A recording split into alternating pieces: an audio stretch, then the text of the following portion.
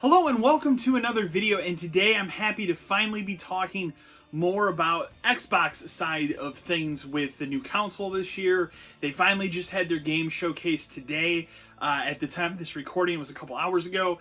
I'm not entirely sure when this video is going to get posted due to some personal things that I'll discuss at the end of this video, but I'm excited to talk about it today because now we kind of know a little bit more about their lineup for the Xbox Series X in the first year. So let's go ahead and let's just dive right in. So overall, I think the show was actually really good. I've seen a lot of negativity coming out of it. A lot of people seem disappointed with what was shown today. A lot of people in particular seem really disappointed about Halo, which I don't understand. Halo Infinite, I think, looks spectacular. It's exactly what I wanted. What I wanted was a new Halo game that is centered on Master Chief, telling a new Master Chief story. I didn't want to see any mention of Spartan Locke. I don't really want to hear about the Forerunner people because that whole Forerunner stuff is kind of just tiresome after 4 and 5. And this was a trailer that was almost back to basics. So the cool thing about Halo Infinite is it seems like it's more open now. They're kind of being dicey about calling it a true open world experience, but it's one giant Halo ring that you can just kind of explore, and I think that's really potentially interesting. In terms of gameplay, Master Chief does now have a grapple hook. It's called the grapple, I think it's called the grapple shot. That looks really cool. They showed kind of like a new shield thing that you can throw down. I really enjoyed everything that they showed, and I think this was the first thing that really hit it home for the first time for them. Is this was 8 minutes of gameplay. They didn't beat around the bush. They started this presentation with this Halo showpiece, and for me personally, I think it was a showstopper. I really enjoyed what I saw. I'm really excited about Halo Infinite. I'm also kind of glad they didn't go too heavy onto story details. I like that there's more mystery surrounding the story of this game and where exactly it takes place. That game is still confirmed for this year as a launch title for the Xbox Series X. As you guys know, pretty much the first year of Xbox Series X games will still be playable on an Xbox One. I feel like the lower you go down on that totem pole, the worse the game's going to run. I mean, honestly, I can't imagine Halo Infinite running well on a original 2013 Xbox One console. And a lot of these games will also be on PC. Another huge and important thing to note about the Xbox showcase is that every single game that was shown at this entire event is coming day and date to Game Pass. These were not only first-party titles, there were some third-party titles here as well. And that's a huge win for Microsoft. I think what's interesting going into this next console generation is how both companies seem to be going for a different trophy. You know, PlayStation, they are happy with just calling their system the PS5 and selling more games. They're basically going to do what they did with the PS4. You know what? For the most part, that worked for them with the PS4. But they don't have Game Pass. Sure, they have PlayStation Now, and that, you know, is a service you can get, but it is so lacking in comparison to Game Pass. I mean, Game Pass just celebrated 10 million subscribers. It is basically the Netflix of games. The fact that I don't have to buy any of the games that were shown today, I can just have Game Pass and play them, is tremendous. Everything they showed about Halo was incredibly promising. I can't wait for that game. It's easily my most anticipated game of this year. I cannot wait for that game. And that alone is the reason why I'm excited about buying a Series X. Now, I did just also build a new gaming PC in January of this year, so I will probably flip back and forth between playing the Series X version and the PC version, but I can't wait for this game. It just, everything about it brought a smile to my face, so I'm really excited that I'm excited for the first time in 5 years to talk about Halo again. So this game just, it looks like everything I want a Return to Halo to be. So putting, you know, Halo aside, they showed some other interesting things today. I mean, obviously, I'll kind of roll down some of the more interesting ones. The State of Decay 3 is happening. I would be nice to have a State of Decay game launch that is playable because the first two were incredibly broken when they launched, but the trailer was pretty cool, and that's potentially exciting. Some of the other big titles for me that stood out for me personally, Stalker 2. They're making a sequel to Stalker, and it's funded. It seems like it's partially funded by Microsoft, and it'll be on Game Pass, and it's coming to Xbox Series X as well as PC. That looks awesome. There was a new Warhammer 40K game called Darktide, I believe.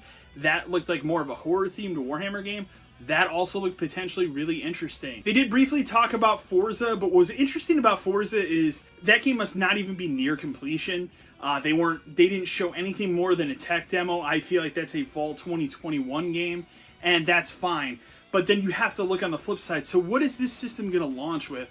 After this conference aired, they announced that they're going to launch with about 60 titles. So it's going to be interesting to see how much of that is actual titles that were built for the Series X, or if these are just, optimized for Series X games. I don't know. A big one for me, they brought out Obsidian. I think that's one of the smartest studio acquisitions that Microsoft has had in recent memory. Their kind of kid-friendly game Grounded just doesn't appeal to me. I don't think it looks very good, if we're being honest. However, they did show me a brand new first-person RPG that is in the Pillars of Eternity universe, and it's called Avowed, and I think that looks fantastic, and I'm really excited to see more about that in the future. It potentially kind of looks like a Skyrim-type game, and that looks really cool. Another big one that I thought was cool is Tetris Effect. Tetris Effect came out last year for the PS4. It was kind of a console-exclusive game there. It's finally coming out over here. That means it's going to be day and date on Game Pass, and it looks like it's adding kind of a bigger multiplayer aspect to it. I really enjoyed Tetris Effect, so I'm glad to see Xbox finally get this. Another thing that was announced today, but it wasn't on the show, that's a huge, massive announcement, I think, for Xbox in general. If you're an Xbox fan out there and you're always complaining, hey, there's no Japanese role-playing games to play, today they announced that Dragon Age 11 is coming to the Xbox One and will be a Series X enhanced game. And what's really cool about this is the definitive edition that has all those cool things they put into the Switch port that came out last year. So this is a really huge get for Microsoft, and I urge people that are wanting and starving for JRPGs to go get that game, or show it all the love you can if you have Game Pass, because the more you show them, hey, I want JRPGs, the more Microsoft's going to fight to get those kind of games on the Series X. And I think this was a massive and huge announcement. And as somebody who put about 20 hours into the PS4 version of the game and then put it down because the performance of the PS4 version just wasn't there for me, this is potentially really exciting. I'd probably start over and do it all over again in December. So really exciting stuff there. One of my other big games, and they showed this back in May, they showed a little bit more of it today, is The Medium. This is a game that's kind of from some of the creators of Silent Hill. The thing that's really cool about this game is it's actually rendering the two worlds, the split worlds, like the horror world and the normal world, at the same time in real time. And I think that's going to be a potentially really interesting next-gen piece of technology. Really, really look forward to this game. And it seems like it's sometime next year, so that game is looking really good. The biggest thing they did here, too, is they closed the show with finally just answering the question that's been on everybody's mind, the worst-kept secret on the internet, which is, yes, Playground Games are making a brand new Fable game. It seems to be kind of a reboot. It seems like it's just called Fable, and that's fine. I've always thought that a Fable game without Peter Molyneux is potentially really interesting. And it's kind of weird, 10, 15 years later, it's finally going to happen. And Playground Games, they made these excellent Forza Horizon games, so they know how to make open worlds really well. And I think that's going to transition nicely. And it also seems from the brief trailer they showed that they understand the humor of Fable. So really exciting stuff. With that being said, there were some disappointments today with Microsoft's conference. Again, I don't think they showed as much gameplay here as they could have for games. A lot of things were pre-rendered trailers. I don't think it was as egregious as it was back in May. They clearly learned from their mistakes there, so they did show a lot more gameplay today, but I kind of wanted more than what they showed. Another huge disappointment for me was they announced last December at the Game Awards the Hellblade sequel. Today, they barely talked about it. All they did was came out and said, hey, we're setting the game in Iceland. Like, if I'm being honest, who cares? Like, I just want to see more of that game. And this tells me that Hellblade's probably not coming out in 2020. Another one that I kind of, I wish I was higher on it, but I'm not, is the new Rare game, Everwild. This is the second time that this studio has now shown this game, but I still can't answer what it is. And I think that's been my biggest problem with Rare in recent years. Sea of Thieves always looked potentially interesting, and I know Sea of Thieves is a game that now has upwards of 15 million people playing it, and it seems like it's pretty successful now in 2020, and I honestly should go back and probably check it out.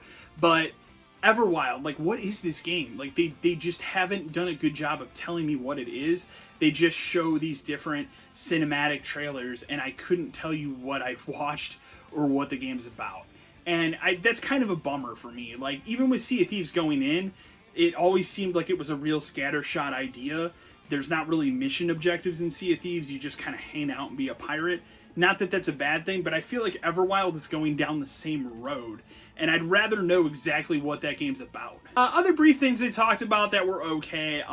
They announced a new DLC for The Outer Wilds. They also announced that games will get a Series X enhancement. Fine.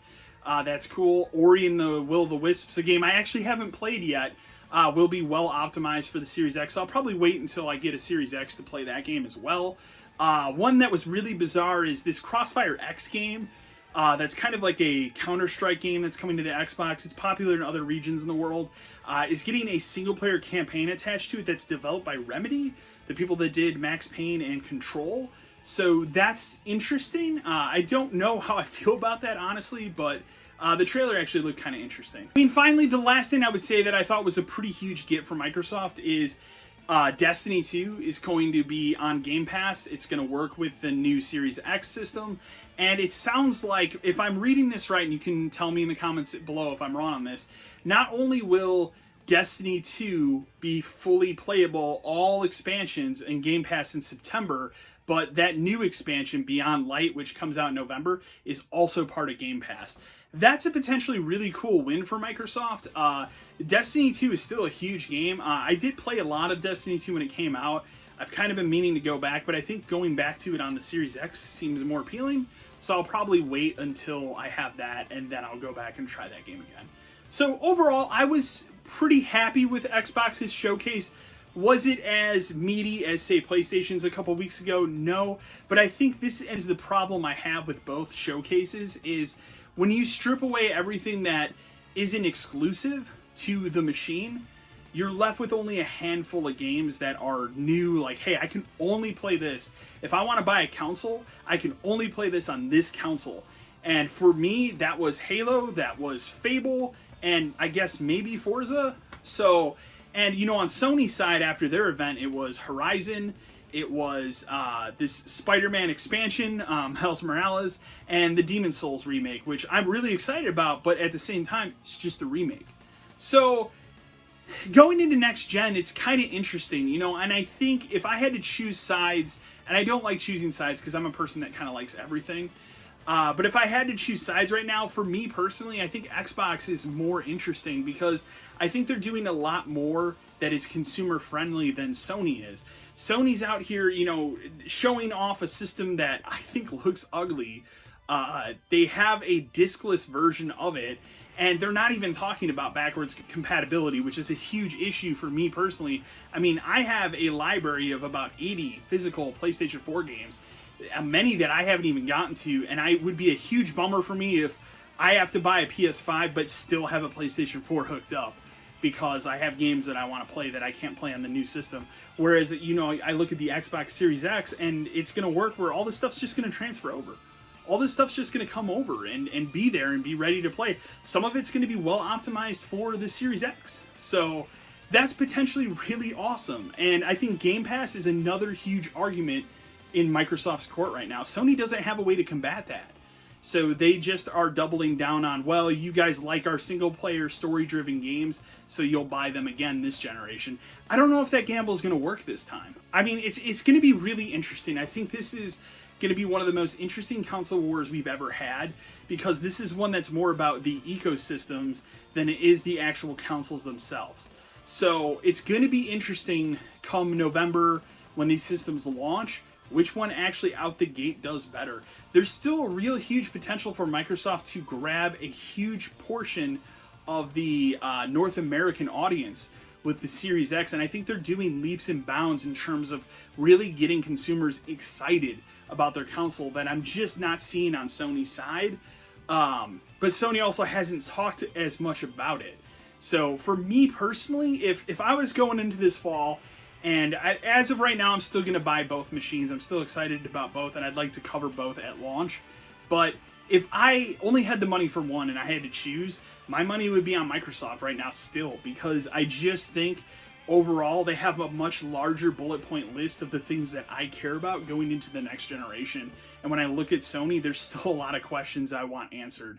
So overall, I liked their showcase today. I thought it was good. I thought it was informative, and I thought it was a lot less cheesy than the one that we had in May. I'm excited to go into August and learn about this lower powered Xbox unit that's going to come out, as well as hopefully some price points for the next Xbox. If I could make a brief prediction here, and this is probably gonna blow up in my face, it's probably not gonna come true. Right now, if I had to put money, I think the Xbox Series X is gonna cost between $400 and $450. I actually really truly believe that. I think this is Microsoft's opportunity to get a huge portion of the market share back, and I think when you couple an attractive price point like that kind of undercuts Sony's PS5, because I really feel the PS5 is going to be at least $500 for the version you want, which is the version with the disc drive. I think you have that mixed with, hey, here's Game Pass. Hey, you don't have to buy a single game day one. Just subscribe to our service and you can play all our games as they come out. And right there, you're going to have over 200 titles to play on launch day that will work on that machine, regardless if they were or were not built for the Series X. So I think overall, that's a huge advantage that Microsoft has, and it makes that system so much more attractive. When I look at the PS5, this futuristic router-looking thing, and I look at like what's going to be at launch, we don't even know yet. We know Spider-Man Miles Morales will be. I would hope the Demon's Souls remake is, but we don't know yet. So what am I getting at launch there? I don't know. And I also think, Microsoft is tripling down on their excellent controller design. And I think on the flip side, Sony's taking a little bit of gamble with the DualSense. And it's going to be interesting to see if gamers out there really like the DualSense or not. I think it looks cool, and I like that it's a little bit bigger, but I've always had bigger hands, and I've always enjoyed the Xbox controller more. So I'm interested to see how this new controller works, if it's worth it. So, but yeah, I'd love to know in the comments below, what did you guys think of the Xbox showcase? Did you enjoy it? Did you dislike it? What system are you looking forward to getting this fall? As I've said before, I'm looking forward to getting both systems, but if I had to choose right now, my money would be on Microsoft. So anyways, guys, briefly at the end of this video, just a little bit about what's going on with me and the channel. So I just had a gallbladder surgery this past week, so I still actually have some staples in me, and if I seem a little off balance, because I'm still kind of getting back on my feet. But I wanted to get this video out. Thanks for anybody who's reached out with support in the last couple weeks leading up to this. Surgery went really well. I just really want to get the staples I have in me out of me, because they are kind of painful at times. But I'm happy to no longer have this aching, nagging, dull pain that I've had for the last 5 years. So that's really awesome. As always, remember to like, share, and subscribe to the channel. And until next time.